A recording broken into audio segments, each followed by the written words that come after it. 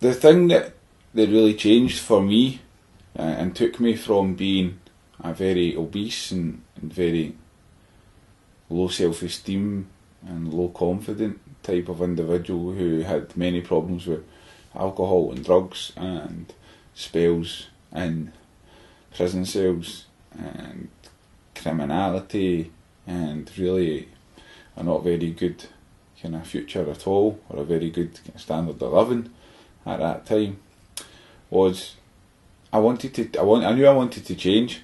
I didn't really know how to do it, and I fell in love with exercise.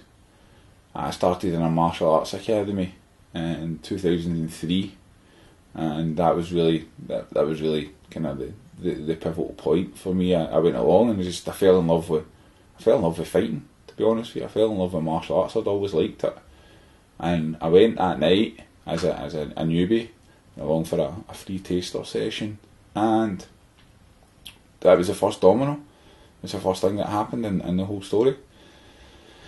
8 months later, I'd lost 5.5 stone. I'd signed up for night school to get myself educated. I was working as a security guard at the time, chasing shoplifters up and down Sauchiehall Street in Marks and Spencer's, and training 3 hours a night.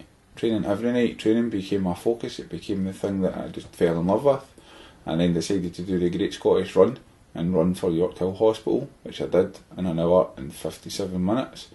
And just before I'd done the Great Scottish Run, I was the lightest that I'd been in the last 10 years.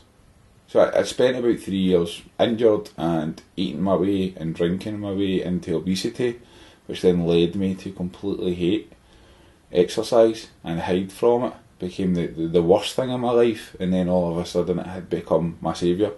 It had become the best thing in my life, and I moved into the commercial gym environment and started working and learning from more experienced coaches, and then taking on clients and teaching classes and just developing, growing over around about a 2-year period,